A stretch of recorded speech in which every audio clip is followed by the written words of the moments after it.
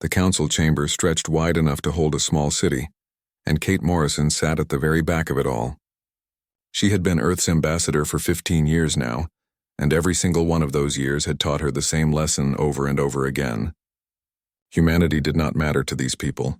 The Galactic Council met once every lunar cycle to discuss matters that affected trillions of beings across hundreds of star systems, but the humans always sat in the cheap seats where the lighting barely reached and the sound system crackled with interference. Ryan Blake sat to her left, and the commander had his arms crossed over his chest in that way he did when he was trying very hard not to say something he would regret later.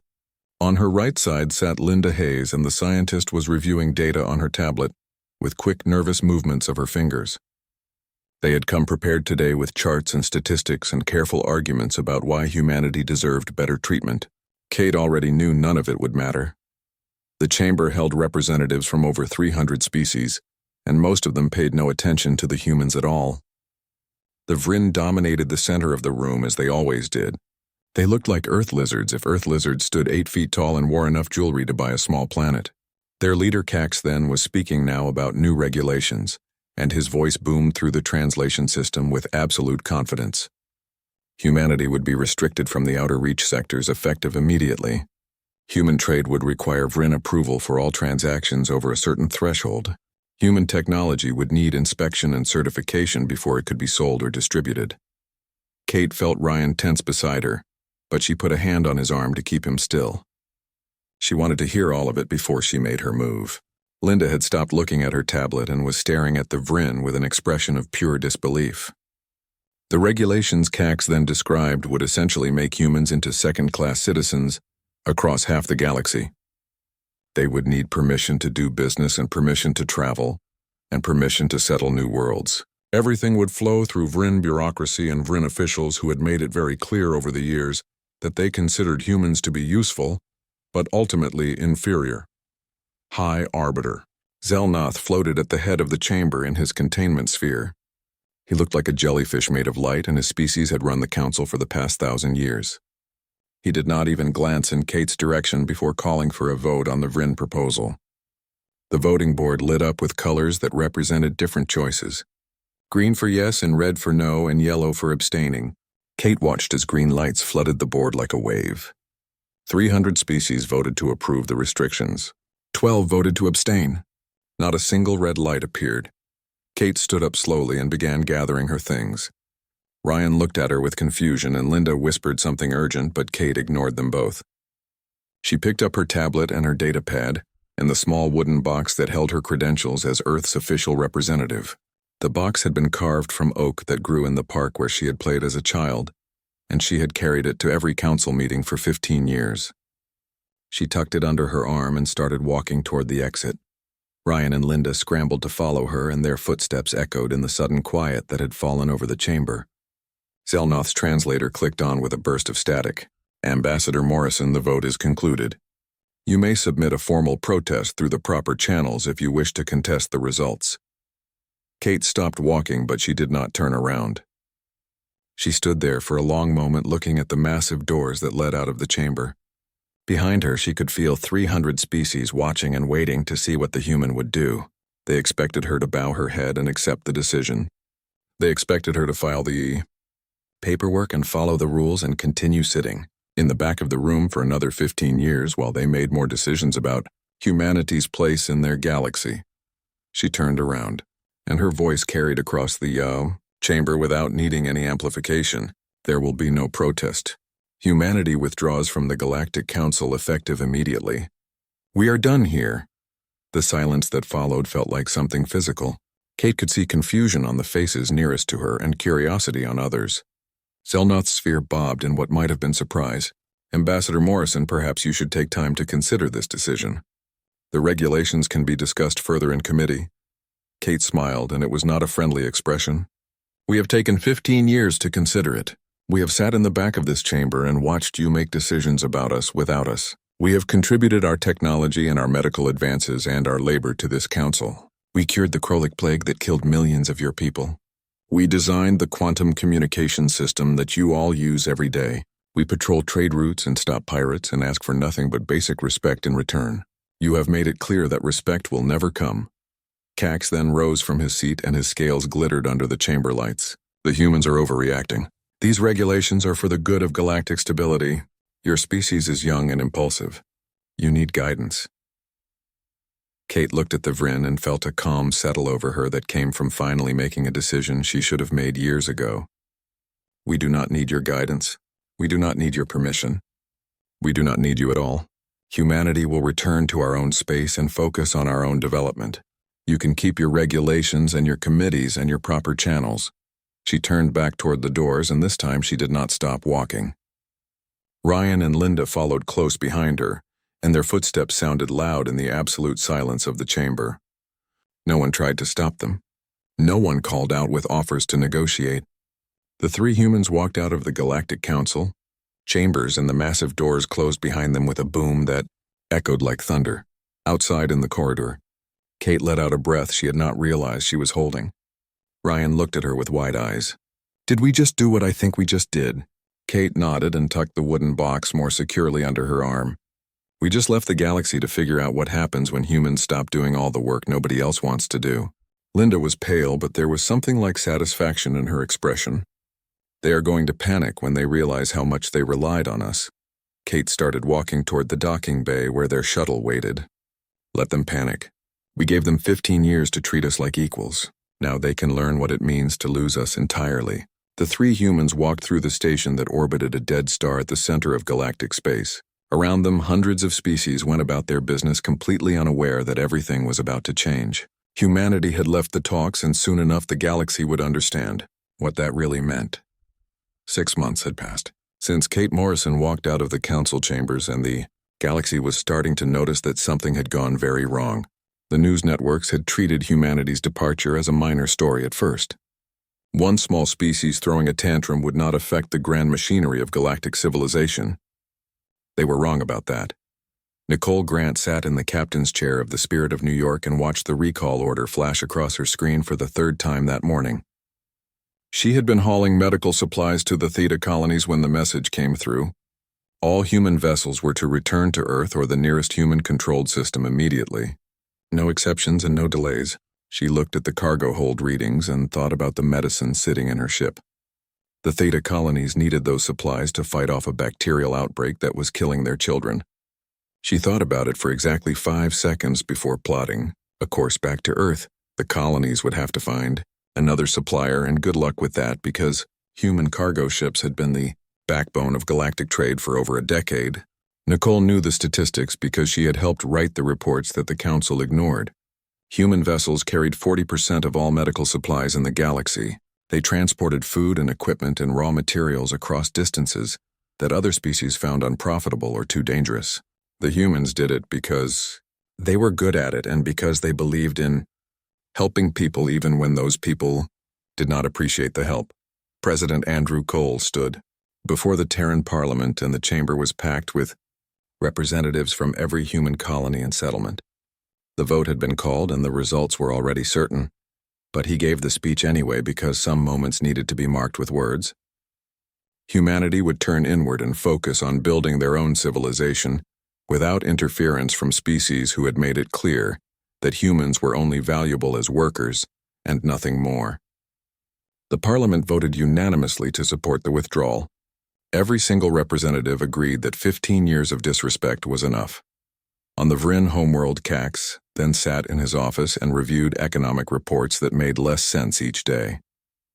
Trade revenue was down 18% and the decline was accelerating. His advisors tried to explain it with charts and projections, but the truth was simple enough that even Cax then could see it. Humans had been everywhere in the galactic economy, and now they were nowhere. The gaps they left behind were bigger than anyone had predicted. He gave an interview to one of the major news networks and tried to project confidence. The humans were useful laborers, but they were nothing special. The Vryn would find replacements and everything would return to normal within a few months. Everything did not return to normal.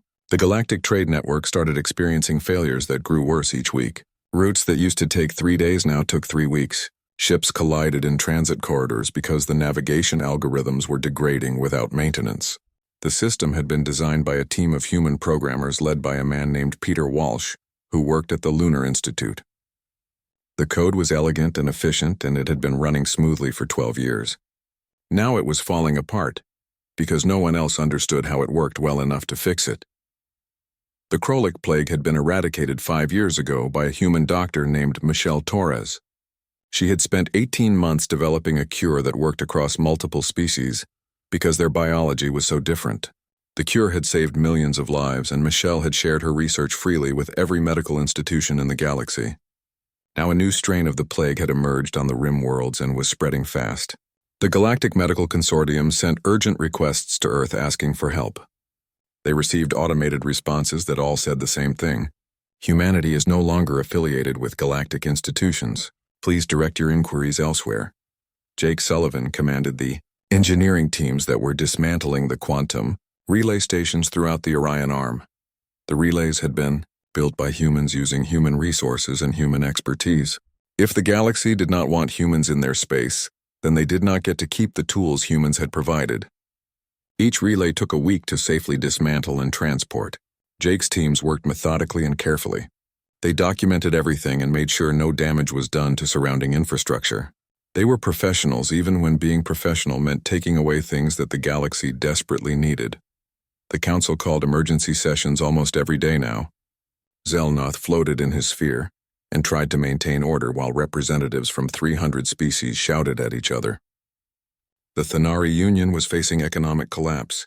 The Deneb colonies were dealing with the new plague strain without any hope of a cure. Pirate attacks had increased by 200% because human patrol ships were no longer protecting the trade lanes.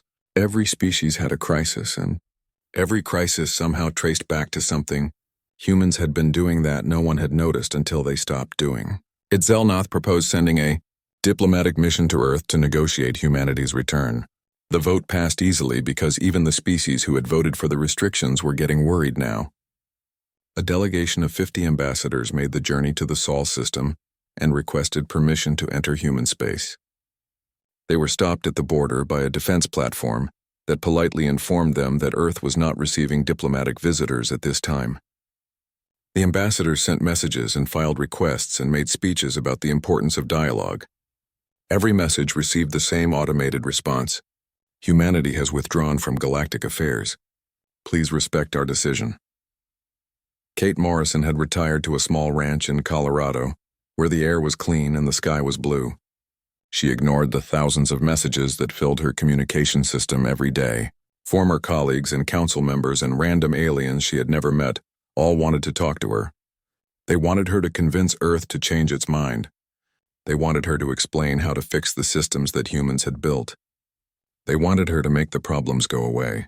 Kate deleted the messages without reading them and spent her days riding horses and watching the sunset over the mountains. Lisa Monroe commanded a destroyer that had spent the past 8 years patrolling the Sagittarius sector. She had stopped more pirate raids than she could count and had coordinated with local defense forces to keep the trade lanes safe. Now her ship was stationed at the edge of human space, and her orders were simple: defend human territory and nothing else. She watched the reports coming in from the sectors she used to patrol. Merchant vessels being attacked and cargo being stolen, and civilians dying because no one was protecting them anymore. It made her angry, but her orders were clear and she followed them. The news networks ran constant coverage of what they were calling the human crisis. Analysts tried to explain how one species leaving could cause so much damage. A Centauri political expert named Vexmore gave an interview that went viral across every network. We thought the humans were sitting at our table. We did not realize we were sitting at theirs. The quote was repeated everywhere and became a symbol of how badly the council had miscalculated. Henry Shaw agreed to give one interview from his laboratory on Titan. He had led the team that developed the universal translation protocols that allowed all the different species to communicate. The protocols were starting to fail now because they needed constant updates to account for new languages and dialects. Henry sat in front of the camera and chose his words carefully. We shared everything we created freely because we wanted to be part of something bigger than ourselves. We wanted to be partners in building a better galaxy. The council made it clear that they saw us as servants and not partners. Now they have neither servants nor partners. They have nothing from us at all. The council sent another delegation, and this time they made it past the border. President Cole agreed to meet with them in Geneva, along with Kate Morrison, who came out of retirement for this one meeting. Zelnoth arrived with representatives from 50 major powers. They brought apologies and offers. Humanity could have full council membership with voting rights. Humans could settle anywhere they wanted. Human technology would be exempt from regulations. Trade agreements would favor human interests. Everything that had been denied for 15 years was suddenly on the table. Kate listened to all of it and then asked one question. "Do you understand why we left?" The ambassadors looked at each other and started talking about misunderstandings and cultural differences, and the need for better communication. Kate let them talk for 10 minutes before she stood up and walked out of the room. President Cole followed her, and the meeting ended without any agreement. The delegation returned to the council and reported their failure. Humanity was not coming back. 1 year after humanity walked away from the council and the galaxy was burning, not with fire, but with the slow collapse of everything that people had taken for granted. The Thanari Union fell first, and their collapse sent shockwaves through a dozen neighboring systems. Their economy had been built on asteroid mining, and the mining operations depended on gravity stabilizers that kept the asteroids from breaking apart during extraction. A human engineer named Stephen Park had designed those stabilizers and had maintained them for 8 years. When the humans left, Stephen went with them, and the Thanari did not know how to fix the machines when they started failing. 3 major mining facilities suffered catastrophic failures within the same month. The asteroids broke apart while workers were still inside them. Thousands died in the vacuum of space, and the Thanari economy died with them. Other species that depended on Thanari minerals suddenly had no supplies. Manufacturing ground to a halt across 17 star systems. The council held emergency sessions and authorized aid packages, but the money did not solve the fundamental problem. No one knew how to build new stabilizers or fix the old ones. That knowledge had walked out of the galaxy with the humans. The pirate raids got worse every week, and Captain Lisa Monroe watched it happen from her position at the edge of human space. Her sensors picked up distress calls from merchant ships that were being attacked in sectors she used to patrol. The pirates had figured out that no one was coming to stop them anymore. Human ships had been the primary anti-piracy force in the Sagittarius sector, and the Orion Arm and half a dozen other regions. They had done it quietly, without much recognition, because they believed it was the right thing to do. Now they were gone, and the pirates ran free. A Vryn merchant convoy was hit just outside the Kepler system. 15 ships carrying food and medicine were boarded and stripped of everything valuable. The crews were left alive but stranded in dead ships with no power and no communications. It took 3 days before anyone found them. 24 people died from exposure before rescue arrived. The news network showed footage of the survivors, and everyone across the galaxy saw what happened when humans stopped protecting the trade lanes. Cax then was removed from his position in disgrace. The Vryn economy had contracted by 30%, and the people were angry. They wanted someone to blame, and Cax then had been the one who laughed about humans leaving. The council created a new anti-piracy task force and put together ships from 20 different species. The task force lasted 6 weeks before falling apart completely. No one could agree on tactics or command structure. The different species had different ideas about how to fight pirates, and no one wanted to take orders from anyone else. Human commanders like Lisa Monroe had been the glue holding these coalitions together. They had learned to work with every species and had found ways to make cooperation possible. Without them, the task force dissolved into arguments and recriminations. On Mars, General Carl Foster reviewed intelligence reports that made him smile in a way that did not reach his eyes. 3 different species were making plans for military action against human space. They wanted to force humanity back to the negotiating table by threatening Earth itself. Carl had been preparing for this possibility since the day Kate Morrison walked out of the council. Human defense forces had spent the past year upgrading every weapon system and fortifying every border. They had learned from every species in the galaxy and had improved on everything they learned. If someone wanted to start a war, they would discover that humans were very good at war. The galactic news networks ran analysis programs every night trying to explain what had gone wrong. A Centauri journalist named Vexmore became famous for her commentary on the crisis. She spoke clearly and without the usual political double talk. We built our civilization on the assumption that some species existed to serve others. The humans were supposed to do the difficult work while we made the important decisions. We never asked ourselves what would happen if they refused. Now we know the answer, and it is destroying us. Henry Shaw gave another interview from his laboratory on Titan. He looked older than he had a year ago and tired in a way that went deeper than just lack of sleep. The universal translation protocols were failing across the galaxy, and species could no longer communicate effectively with each other. Misunderstandings led to arguments, and arguments led to conflicts. Henry explained it all in simple terms that anyone could understand. We designed the protocols to adapt and grow as new languages developed. That requires constant monitoring and updating. No one else learned how to do that work because everyone assumed we would always be there to do it. They were wrong. Laura Bennett was a scientist who specialized in terraforming technology. She had spent 12 years helping other species transform dead worlds into living planets. Human techniques were more efficient and less damaging to local ecosystems than anything else in the galaxy. Now those projects were failing because the people running them did not understand the underlying principles. Laura watched reports of 3 different terraforming disasters where entire biospheres collapsed because someone made a mistake that no human engineer would have made. Millions of colonists had to be evacuated. Decades of work were lost. Chris Dalton taught philosophy at the University of Luna. He had written extensively about humanity's place in galactic society and had argued for years that the Council's hierarchy was unsustainable. Now he was being proven right in the worst possible way. Students from other species who had been studying on human worlds started returning home because their governments could no longer afford to send them.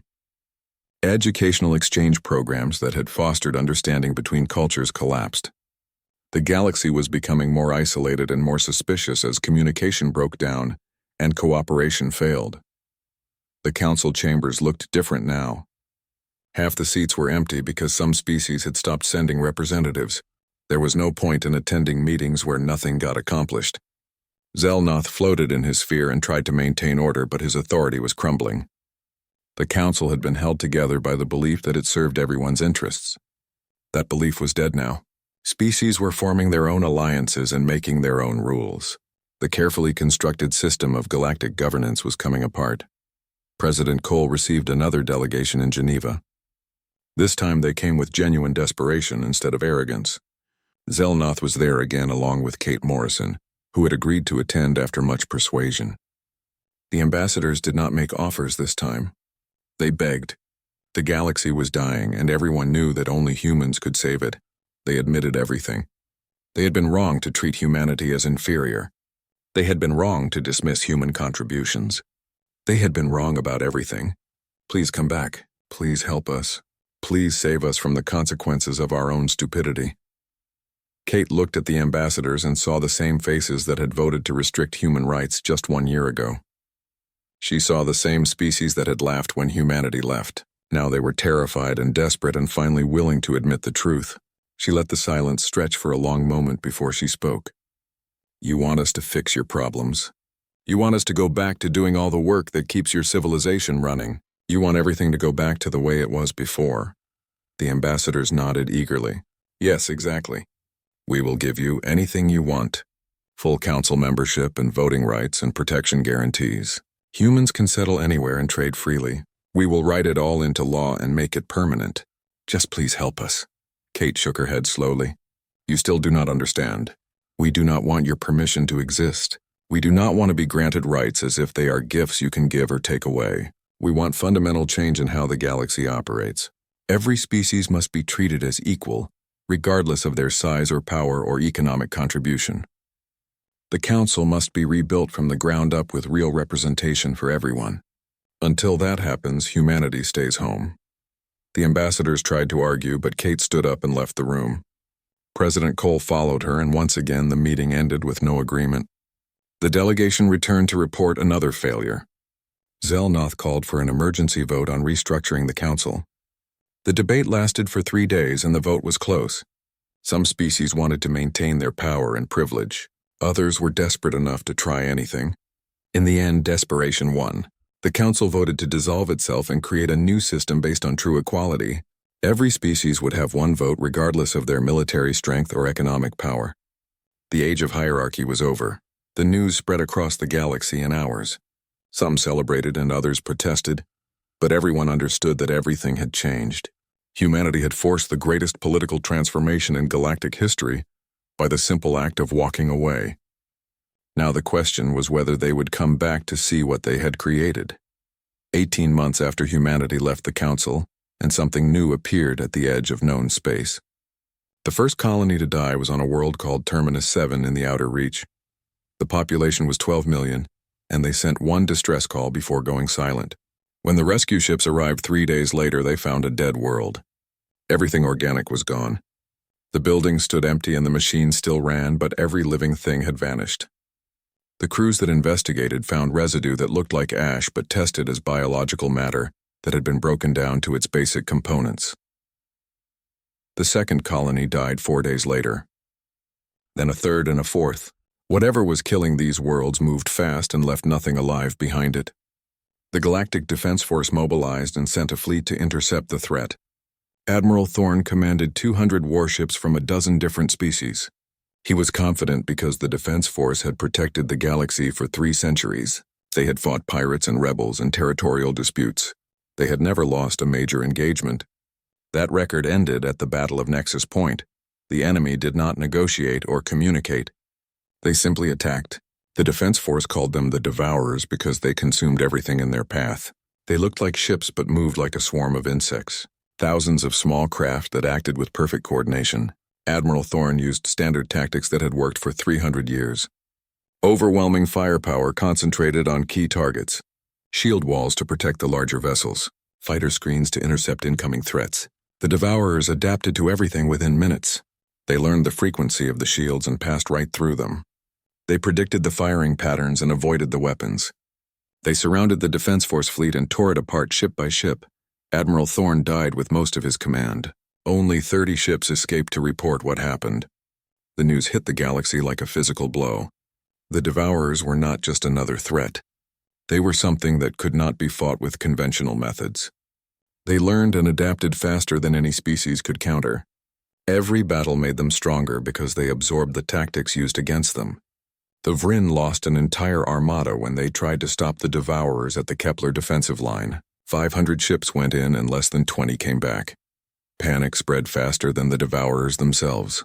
Refugees fled from the Outer Reach toward the core systems. Governments hoarded resources and closed borders. The council chambers became chaos as ambassadors screamed at each other. Some wanted to surrender. Others wanted to fight to the last. No one had any idea how to actually stop the enemy. The Devourers did not want territory or resources in the way other conquerors did. They wanted to consume all biological life, and they were very good at it. Rachel Green stood on the bridge of the Defiant and watched the reports coming in from the front lines. She commanded the largest human warship in the fleet, and her orders were to defend the Sol system. Nothing else mattered. The galaxy could burn as long as Earth survived. She had fought in the Titan Wars 30 years ago, and had seen what happened. And when people let emotion override strategy, the humans would stay neutral and let the other species deal with the consequences of their choices. The call came through official channels on a Tuesday morning. Not a request for humanity to rejoin the Council, but a simple plea for help. The galaxy was dying and only humans had any chance of stopping it. The message was broadcast across every human world and colony. Everyone could read it and see the raw desperation in every word. We were wrong. We treated you badly. We disrespected everything you did for us. Now we are facing extinction and we are begging you to save us anyway. Not because we deserve it, but because you are better than we ever were. President Cole called an emergency meeting of the cabinet and the argument started immediately. General Foster slammed his hand on the table hard enough to make coffee cups jump. Let them face the consequences. They wanted us gone and now they have what they wanted. We owe them nothing. Half the cabinet agreed with him. Humanity had been insulted and dismissed for 15 years. Why should they risk human lives to save species that had never shown them any respect? Kate Morrison spoke quietly, but everyone stopped to listen when she did. We did not leave because we wanted the galaxy to burn. We left because they needed to understand our value. They understand now. The question is what kind of species we want to be. Do we help only when it benefits us, or do we help because it is right? Laura Bennett nodded in agreement. The Devourers will not stop at the borders of Council space. Eventually they will come for us too. Better to fight them now with whatever allies we can find than wait and fight them alone later. Chris Dalton added his perspective from the viewpoint of someone who studied how civilizations rose and fell. This is the moment that defines us. Every species in the galaxy is watching to see what humans do. We can prove that we are petty and vengeful, or we can prove that we are better than the people who wronged us. That choice will echo through history for 1,000 years. The debate went on for 3 days and spread beyond the cabinet to every human settlement. Town halls were held on Earth and Mars and Titan and Europa. Colonial governors argued with their populations. Families debated around dinner tables. Humanity had to decide together because this decision affected everyone. The vote was close, but the result was clear. 52% voted to help. 48% wanted to stay neutral. It was not an overwhelming mandate, but it was enough. President Cole addressed the human worlds on the 4th day. We will help defend the galaxy, but we do it on our terms. Human forces will coordinate with other species, but not serve under their command. We share our technology and tactics freely, but we expect the same in return. We fight as equals, or we do not fight at all. Any species that wants human help must accept the new council structure that treats all species as equals. No more hierarchy, no more special privileges for the powerful. Those are our conditions, and they are not negotiable. The response came within hours. Every major species agreed to the terms. They were desperate enough to accept anything. Zelnoth personally guaranteed that the council reforms would be implemented immediately. Kate Morrison came out of retirement one more time to verify the agreements. She read every word of every document and made sure there were no loopholes or escape clauses. When she was satisfied, she gave President Cole a single nod. Daniel Cruz commanded the first human fleet to leave Sol system in 18 months. 40 ships led by the Defiant with Rachel Green as overall commander. They did not head for the council chambers or the core worlds. They went straight to the front lines where the Devourers were pushing deeper into inhabited space. The Kepler system was surrounded and would fall within days. 14 billion people lived on 6 different worlds in that system. The defense force was gone and local. Militias were all that stood between the Devourers and complete annihilation.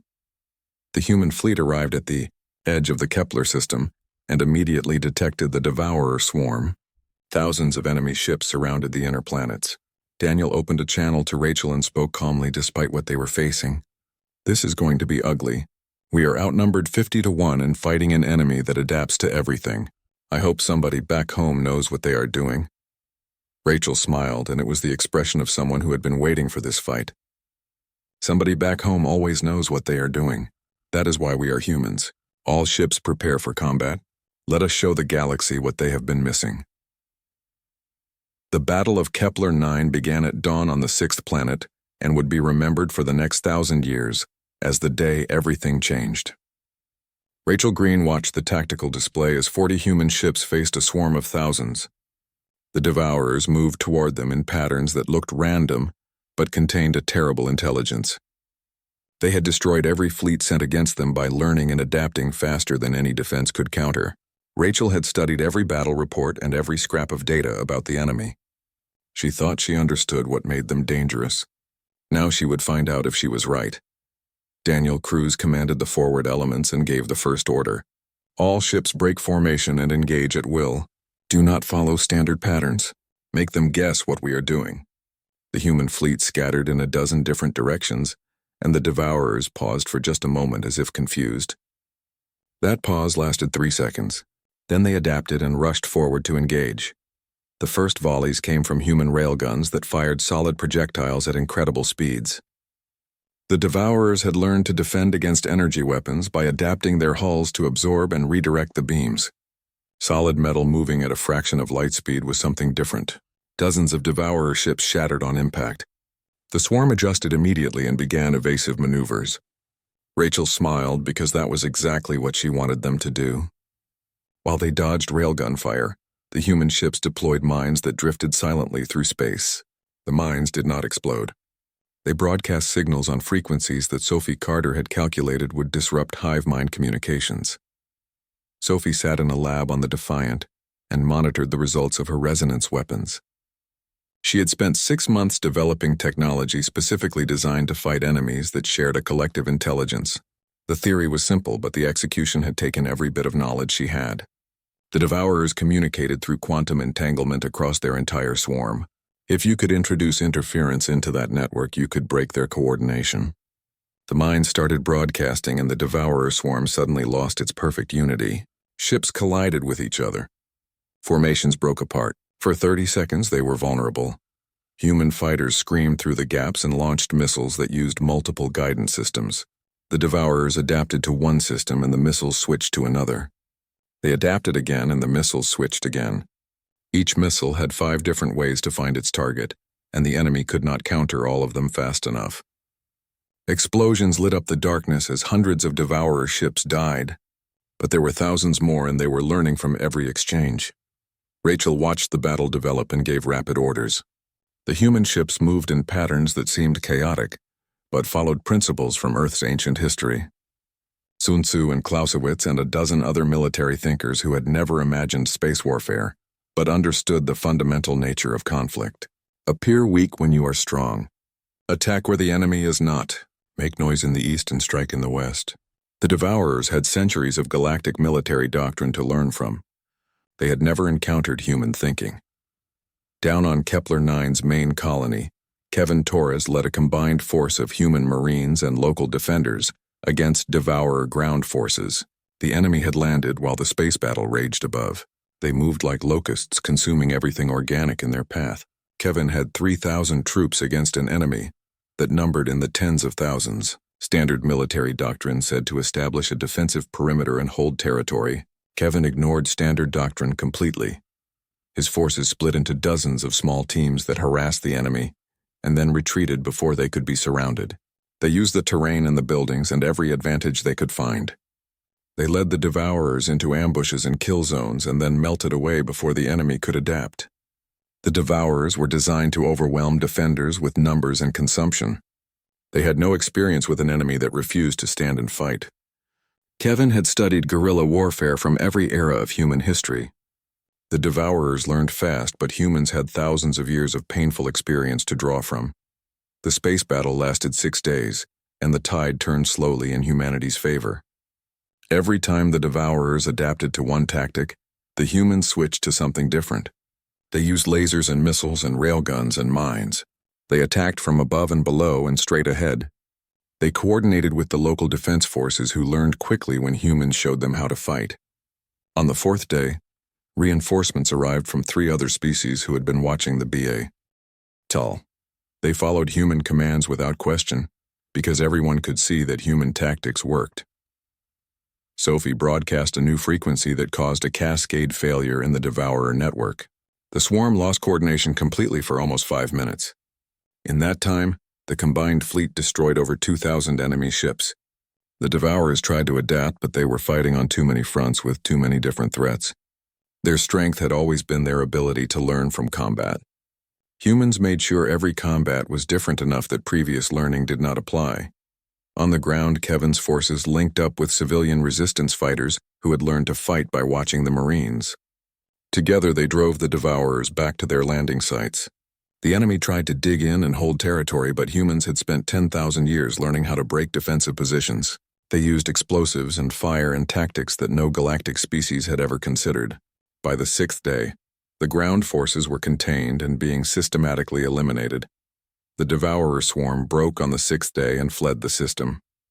They had lost over half their number and gained nothing. It was the first time they had been defeated since emerging from dark space. The news spread across the galaxy faster than light travel should have allowed. Humanity had done the impossible. They had found a way to fight an enemy that adapted to everything. More importantly, they had shared their tactics with every species that fought beside them. Rachel stood on the bridge of the Defiant and received congratulations from 100 different sources. She ignored most of them and focused on the real work. Human fleets were already moving to other threatened systems. They did not operate under Council command. They coordinated with local forces as equals and shared everything they learned. Every battle against the Devourers became a teaching opportunity. Every species learned how humans approached warfare and adapted those lessons to their own strengths. The Council met on Kepler-7, and Kate Morrison entered the chamber for the first time in 2 years. She did not take humanity's old seat in the back. She walked to the center of the floor where every species could see her clearly. The chamber was full and silent as she spoke. Humanity came back not because we had to, but because we chose to. We do not want your thanks or your apologies. We want the galaxy to understand that strength comes from cooperation between equals. Every species has value regardless of their size or power. That is the lesson we tried to teach by leaving. Now we teach it by returning. The reforms came quickly because desperation made people willing to change. The council was restructured with equal representation for every species. Human innovations in warfare and medicine and technology were shared freely, but so was knowledge from every other culture. Peter Walsh returned to work on the trade network with a team of programmers from 20 different species. They rebuilt the system together and made it stronger than before. Nicole Grant flew her cargo ship again, but now she trained captains from other species in the logistics that made civilization possible. The war against the Devourers continued for 3 more years, but the galaxy faced it united in ways that had never existed before. Humanity did not lead the fight. They fought alongside everyone else, and each species contributed what made them unique. The Vryn had manufacturing capacity. The Thanari had resources. The Centauri had intelligence networks. Humans had adaptability and the willingness to try new approaches. Together they were stronger than any of them could be alone. Kate Morrison retired again to her ranch in Colorado after seeing the reforms implemented. President Cole visited her one evening and they sat on the porch watching the sun set over the mountains. "Do you think it will last? Do you think they really learned?" Kate was quiet for a long moment before answering. "Some learned and some will need reminding. But the galaxy is different now. Every species saw what happened when they treated others as inferior. They saw their civilization collapse. They saw themselves facing extinction. Most importantly, they saw that humans helped anyway, despite having every reason not to. That kind of lesson changes people." Cole nodded slowly. "And if they forget, then we remind them again. But I do not think they will forget. They know now that humanity does not need the galaxy.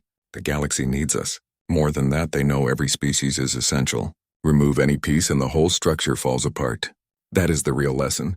We just happened to be the piece that had to leave to prove it." High above Earth, the Defiant maintained its position, coordinating with defense forces from 100 species. Rachel Green watched the patrol routes and felt something she had not felt in years. Hope. The galaxy was healing and learning and growing. Humanity had forced the greatest transformation in galactic history by the simple act of walking away.